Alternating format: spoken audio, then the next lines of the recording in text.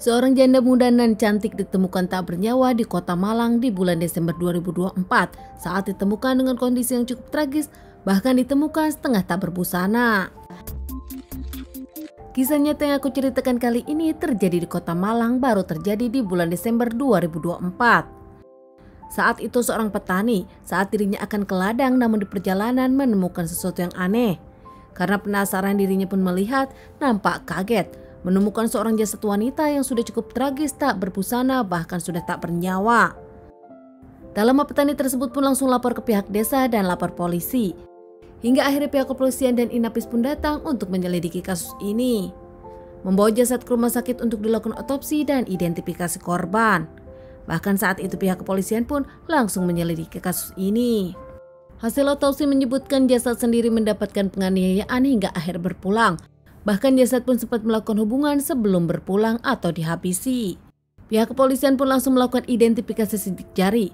Hingga akhirnya diketahui jasad bernama Astri berusia 27 tahun, seorang janda muda. Setelah identitas korban diketahui, pihak kepolisian pun langsung mengabari keluarganya. Keluarga penuh dengan kesedihan, keluarga pun diinterogasi oleh pihak yang berwajib.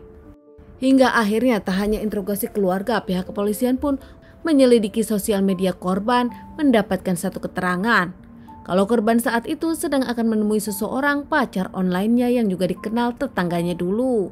Tak butuh waktu lama dengan kerja keras pihak kepolisian, akhirnya pelaku pun berhasil diamankan.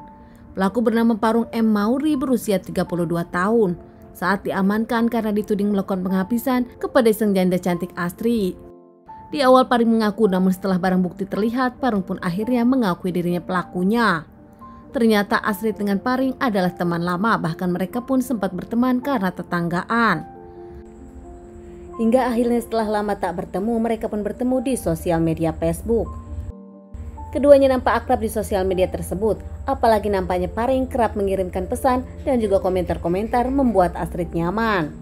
Karena saking dekatnya hingga mereka bertukaran nomor WhatsApp. Di dalam obrolan mereka, akhirnya Paring pun tahu kalau ternyata Astrid sempat menikah, namun rumah tangganya tak lama dan Astrid kini adalah seorang janda. Dikenal sebagai Astrid yang cantik, janda muda cantik ini nampak terkenal di lingkungannya. Berujung di bulan Oktober 2024, keduanya pun berpacaran secara online. Kerap komunikasi tiap hari, merasa nyaman satu sama lain. Di tanggal 15 Desember 2024, Paring pun berjanji akan bertemu dengan Astrid. Kebetulan memang Astri saat itu akan ke Lumajang dan dirinya ingin mampir ke Malang bertemu dengan sang pacar.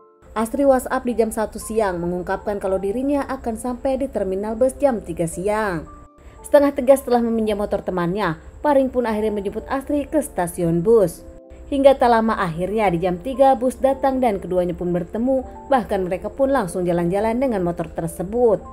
Sebelum Astri ke Lumajang ke Malang dulu bertemu sang pacar, mereka pun jalan-jalan di kota Malang. Keduanya pun ngobrol, tak lama Astrid pun mengungkapkan dirinya akan dijemput oleh sang teman. Karena saat itu kondisi hujan, nampaknya mereka pun sempat berteduh di salah satu gubuk yang nampaknya sepi dari jalanan. Astrid saat itu mengajak untuk melakukan duluan, bahkan Paring seorang lelaki yang memang sudah lama tak melakukan langsung setuju. Keduanya melakukan hubungan suami istri tak lama setelah melakukan, keduanya pun ngobrol. Namun Paring kesal kepada Astrid yang main handphone saat terlihat nampaknya chattingan tersebut adalah chattingan Astrid dengan seorang lelaki. Saat di sana Paring pun langsung mengambil handphone Astrid dan marah kepada Astrid. Menanyakan kepada Astrid siapa lelaki tersebut, namun Astrid tak menjawab. Kesal dan marah, Paring pun langsung menampar sang pacar. Di sana Astrid makin tak menjawab dan hanya diam saja membuat Paring kesal. Di sana ada kursi dan langsung Astrid pun dipukul oleh kursi tersebut.